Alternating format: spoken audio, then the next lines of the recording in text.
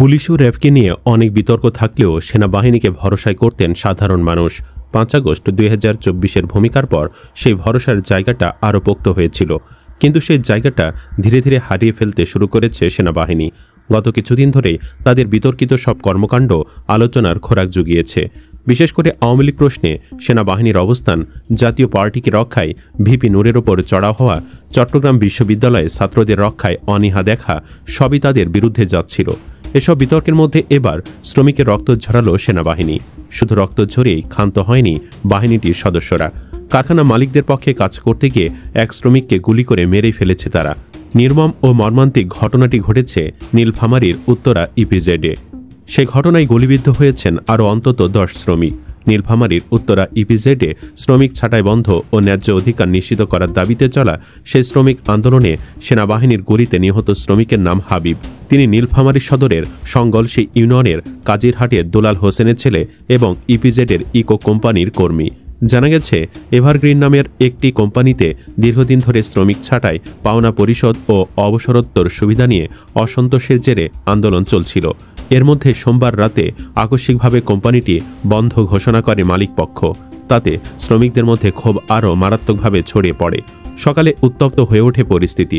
হাজার হাজার শ্রমিক ইপিজেডের প্রধান ফটকে তালা লাগিয়ে বিক্ষোভ শুরু করলে পুলিশের সঙ্গে মুখোমুখি সংঘর্ষ বাধে। এক পর্যায়ে তাদের সাথে যোগ দেয় সেনাবাহিনীও। এরপর যৌথভাবে শ্রমিকদের ওপর চড়াও হয় সেনাবাহিনী, চালাতে থাকে গুলিও।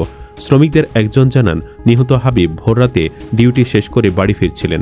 এ সময় সংঘর্ষের মধ্যে পড়ে তিনি গুলিবিদ্ধ হন। দ্রুত নীলফামারী জেনারেল হাসপাতালে নেওয়া হলে কর্তব্যরত চিকিৎসক তাকে মৃত ঘোষণা করেন। চিকিৎসক জানান, হাবিবের বুকে আঘাতের চিহ্ন ছিল। এই খবর ছড়িয়ে পড়লে ওই এলাকায় আরও বিপুল পরিমাণ শ্রমিক একত্র হয়। বর্তমানে পরিস্থিতি নিয়ন্ত্রণে আনার চেষ্টা করছে পুলিশ ও সেনাবাহিনী। বিক্ষুব্ধ শ্রমিকরা বলেন, বছরের পর বছর কাজ করেও আমরা ন্যায্য অবসর সুবিধা পাইনি।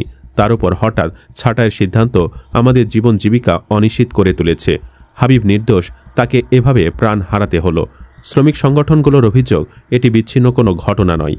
গত বছর ৩০ সেপ্টেম্বর আশুলিয়াতেও বকেয়া বেতনের দাবিতে আন্দোলনরত শ্রমিক কাউসার হোসেন খান পুলিশের গুলিতে নিহত হয়েছিলেন। ১ বছর পেরিয়ে গেলেও শ্রমিকদের নিরাপত্তা ও অধিকার নিয়ে সরকারের কোনো কার্যকর উদ্যোগ চোখে পড়েনি। বর্তমানে ইপিজেড এলাকা সেনা ও পুলিশের নিয়ন্ত্রণে রয়েছে। নিরাপত্তার স্বার্থে আশপাশের সব কারখানা সাময়িকভাবে বন্ধ ঘোষণা করেছে সেনাবাহিনী ও প্রশাসন। ৫৬ BGB lieutenant colonel SM Badruddoza জানান, এলাকায় পুলিশ ও আর্মির পাশাপাশি বিজিবি মোতায়েন করা হয়েছে। তবে বর্তমানে পরিস্থিতি নিয়ন্ত্রণে আছে বলে জানান তিনি। এভারগ্রিন কারখানা কর্তৃপক্ষ জানিয়েছে, টানা আন্দোলনের কারণে উৎপাদন ব্যাহত হওয়ায় ব্যাপক ক্ষতির আশঙ্কা তৈরি হয়েছে। তাই বাংলাদেশ ইপিজেড শ্রম আইন অনুযায়ী প্রতিষ্ঠানটি ২ সেপ্টেম্বর থেকে অনির্দিষ্টকালের জন্য বন্ধ ঘোষণা করা হয়েছে। আন্দোলনরত শ্রমিকরা ২০ দফা দাবি তুলেছেন।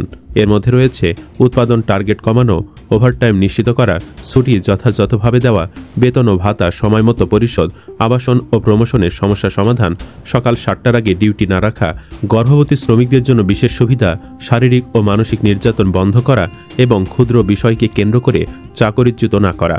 শ্রমিকদের ন্যায্য এসব দাবির পক্ষে না দাঁড়িয়ে সেনাবাহিনী তাদেরই রক্ত ঝরালো, কেড়ে নিল একজনের জীবন। তাই প্রশ্ন উঠতে শুরু করেছে, জনগণের বন্ধু আর ভরসা না হয়ে কার পক্ষে কাজ করছে সেনাবাহিনী?